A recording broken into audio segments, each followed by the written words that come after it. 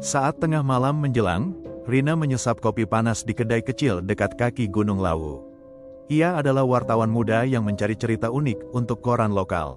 Suara angin yang mengerikan menyapu dedaunan kering, membuat suara peluit aneh yang bikin bulu kuduk merinding. "Bu, pernahkah Anda dengar tentang pasar yang muncul di malam hari di atas gunung?" tanya Rina pada pemilik kedai yang sedang membersihkan cangkir.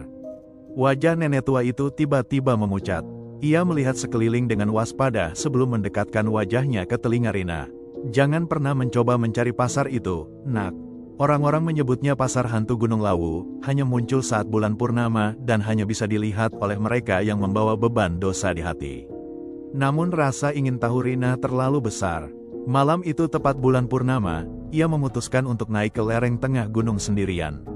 Setelah berjalan sekitar 1 jam di jalan tanah yang licin, ia mendengar suara ramai seperti pasar biasa, tawa, tawaran harga, dan suara gerobak yang bergoyang. Ketika ia melewati semak-semak lebat, pemandangan yang tak terduga muncul di depannya. Ribuan lilin menyala terang, menerangi barisan kios yang menjual segala macam barang, buah-buahan yang warnanya terlalu mencolok, kain dengan corak yang bergerak-gerak, bahkan boneka kayu yang seolah-olah bisa bernapas. Rina mendekat ke salah satu kios yang menjual perhiasan. Penjualnya adalah seorang wanita mengenakan kebaya kuno dengan wajah yang tidak punya mata, hanya lubang hitam yang dalam. "Ingin beli apa, sayang?" Suaranya seperti bisikan angin. Tanpa sadar, Rina mengeluarkan uang dari dompetnya. Tapi ketika ia ingin mengambil sebuah kalung perak, tangan penjual menyentuh telapak tangannya. Rasanya seperti menyentuh es batu yang membekukan hingga tulang. Ia melihat ke bawah dan terkejut, uang di tangannya bukan uang kertas biasa, melainkan daun kayu yang sudah membusuk. Pada saat itu, suara lonceng-loncongan terdengar dari kejauhan. Segera setelah itu, semua kios mulai menghilang satu persatu, lilin padam satu demi satu, dan suara ramai berubah menjadi desisan serangga yang mengerikan.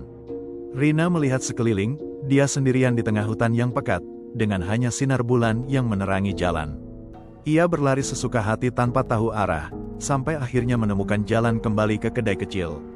Ketika ia tiba, matahari sudah mulai muncul di ufuk timur. Pemandu gunung yang biasa berjaga di sana melihatnya dengan wajah khawatir. "Kamu berhasil keluar darinya," katanya pelan. "Banyak orang yang datang mencari pasar itu tapi tidak pernah kembali. Mereka menjadi bagian dari pedagang hantu yang terus menunggu pembeli baru." Sejak saat itu, Rina tidak pernah lagi mencari cerita mistis sembarangan. Kadang-kadang di malam bulan purnama, ia masih bisa mendengar suara tawaran harga dari arah Gunung Lawu, peringatan bahwa pasar hantu masih ada di sana, menunggu siapapun yang berani datang.